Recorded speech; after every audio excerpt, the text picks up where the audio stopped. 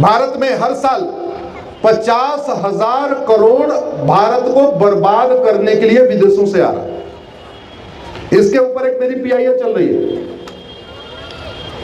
1949 का banking act आज तक बदला नहीं गया, एक यूनिफॉर्म बैंकिंग कोड बना नहीं। उसका दुष्परिणाम यह है कि जो विदेशी बैंकें हैं जिनकी ब्रांचेस भारत में है, वो बाहर से भारत के अंदर मिशनरियों को फंडिंग करवा रही है। भारत को बर्बाद करने के लिए, भारत में लफ्ज़हात करने के लिए, भारत में धर्मांतरण को बढ़ाने के लिए, भारत में घुसपैठियों को बसाने के लिए हर साल 50,000 करोड़ रुपए विदेशों से आ रहा है। 50% एफसीआरए के जरिए आ रहा है, 50% हवाला के जरिए आ रहा है। अंग्रेजों ने यहां एक भी कानून भारत और भारत की संस्कृति के लिए नहीं बनाया था। याद रखिए, अंग्रेजों ने 100% कानून भारत को लूटने और बांटने के लिए बनाया था। और जो अंग्रेज कानून बना के गए थे भारत लूटने के लिए और बांटने के लिए, उसमें से 225 कानून आज भी चल रहे हैं, खत्म नहीं हुए। तो जब तक एक भी अंग्रेजी कानून बचा हुआ है, भारत में लूटना और बंटना रुक सकता है क्या? जोर से बोलो भैया।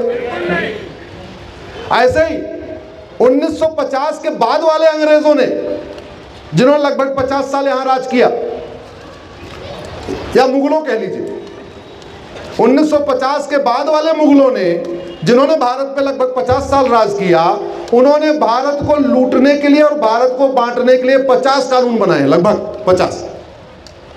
तो जब तक अंग्रेजों वाला कानून खत्म नहीं होगा, तब तक भारत में लूटना और बांटना बंद नहीं होगा। जब तक 1950 के बाद वाला जो कानून बना लूटने और बांटने के लिए, वो नहीं बंद होगा, तो भी तब तक लूटना और बांटना नहीं बंद होगा। तो जब तक लूटना बांटना नहीं बंद होगा, तब तक भारत विश्वगुरु बन सकता है क्या? जोर से बोलिए जरा। एक भी अंग्रेजी कानून छूटा तो सुरक्षा चक्र टूटा। ऐसे ही एक भी अगर कांग्रेसी कानून छूटा तो सुरक्षा चक्र टूटा। बर्बाद कर रखा पूरे।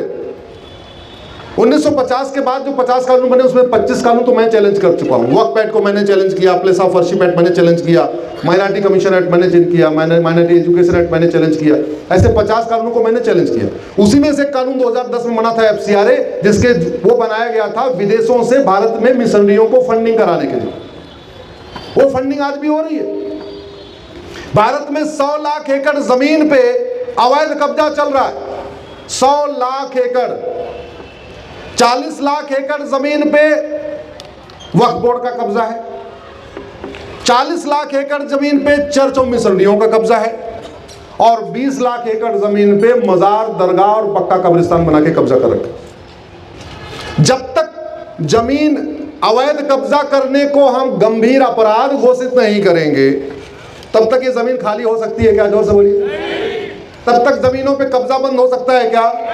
आप कितना सेमिनार कर लो, कॉन्क्लेव कर लो, चर्चा कर लो, सम्मेलन कर लो, प्रेस कॉन्फ्रेंस कर लो, मीडिया में दे लो, वो जमीन खाली हो सकती है क्या? नहीं। जमीन खाली कराने के लिए क्या करना पड़ेगा? कानून बनाना पड़ेगा। आगे से जमीन न कब्जा हो, उसके लिए क्या करना पड़ेगा? कानून बनाना पड़ेगा। अंत में बात कहां आके टिक रही है? कानून। और कानून बनाने की कोई लागत नहीं होती। तो भैया आप लोगों से आग्रह है, अब कानून बनवाइए। कानून बनाने के लिए अपने अपने तरीके से प्रयास करिए। हमने जाति के आधार पर कानून बनाया, लेकिन भारत की भाषा को मजबूत करने के लिए एक भारतीय भाषा आयोग नहीं बनाया।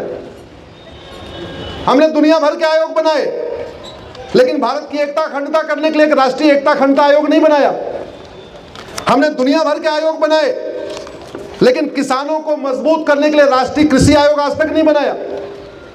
हमने दुनिया भर के आयोग बनाए, लेकिन मजदूरों की स्थिति ठीक करने के लिए राष्ट्रीय श्रम आयोग नहीं बनाया। हमने दुनिया भर के आयोग बनाए, लेकिन आज तक एक राष्ट्रीय पर्यावरण आयोग नहीं बनाया, जिसके कारण 10 लाख लोगों की आत्महत्या हो रही है। हमने दुनिया भर के नियम कानून बनाए, लेकिन मुगलों ने जो हमारे मठ मंदिर कंट्रोल किए, उसके बाद अंग्रेजों ने मठ मंदिर कंट्रोल किए, वो मठ मंदिर आज तक उनको फ्री करने के लिए जो 35 कानून चल रहा है, उन कानूनों को खत्म नहीं किया। भारत में एक भी मस्जिद सरकार के कंट्रोल में नहीं है। भारत में एक भी चर्च सरकार के कंट्रोल में नहीं है। भारत में 4 लाख मठ मंदिर सरकार के कंट्रोल में है। मस्जिद और चर्च से सरकार 1 रुपए नहीं लेती। और मठ मंदिरों की 1 लाख करोड़ की प्रॉपर्टी पे सरकार कब्जा करके बैठी हुई है। उनके पास जो चढ़ावा आता है मस्जिद और चर्च में, उससे वो धर्मांतरण कराते हैं। हमारे मंदिर का चढ़ावा सरकार के पास जा रहा है तो हम घर वापसी कहां से कराएं भैया? अरे घर वापसी कराने के लिए भी तो पैसा चाहिए ना। हमारा पैसा तो चला गया, सरकारी खजाने में गया।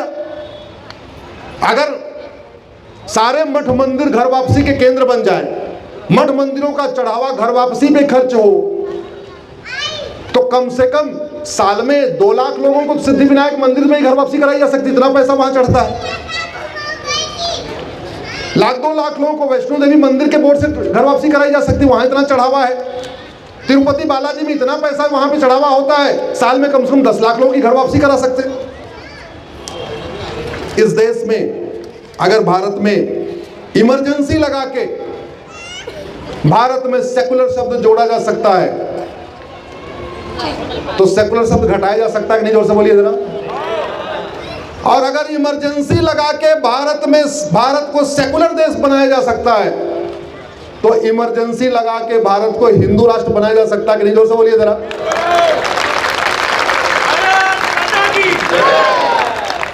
याद रखिए, बीमारी जिधर से आती है बीमारी वैसे ही जाती है। जैसे बीमारी आएगी वैसे बीमारी जाएगी। अगर चर्च के द्वारा धर्मांतरण हो रहा है तो मंदिर के द्वारा ही घर वापसी होगी।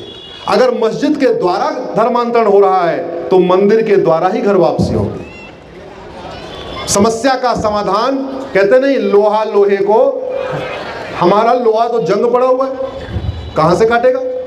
पैसा ही नहीं हमारे पास। हम लोग सोच रहे हैं यार हमने तो पैसा चढ़ा दिया, सोना चढ़ा दिया, चांदी चढ़ा दिया। अरे काहे के लिए चढ़ा दिया? इसलिए मैं कह रहा हूं, खास तौर पे भारत में जो व्यापारी समाज है, अग्रवाल समाज, जैन समाज, माहेश्वरी समाज, मारवाड़ी समाज, जो बिजनेस क्लास वाले हैं, मंदिर में पैसा मत चढ़ाओ जब तक सरकार के कंट्रोल से मंदिर फ्री नहीं हो रहा है। उस पैसे से घर वापसी कराओ। 5 लाख लगे, 8 लाख लगे, 10 लाख लगे, एक परिवार पे जो खर्च हो सकता है करो। भगवान खुश होंगे, राष्ट्र सुरक्षित होगा। क्योंकि याद रखना, भारत को खतरा कन्वर्टेड हिंदुओं से ही है। भारत को खतरा किससे है? भारत में 3 तरीके के हिंदू हैं। एक है असली हिंदू, दूसरे हैं कन्वर्टेड हिंदू। वैसे जेंडर कितने तरीके का होता है? मेल, फीमेल और एक तीसरा, क्या बोलते हैं? जोर से बोलो। हिंदी में बोलते हैं पुल्लिंग, स्त्रीलिंग, और तीसरा क्या बोलते हैं? अरे आता नहीं क्या हिंदी बोलना? पुल्लिंग, स्त्रीलिंग और नपुंसक लिंग। ऐसे ही भारत में 3 तरीके के हिंदू हैं। हिंदू, कन्वर्टेड हिंदू और, जोर से बोलो। इसके लिए हम सबको आवाज उठाना पड़ेगा।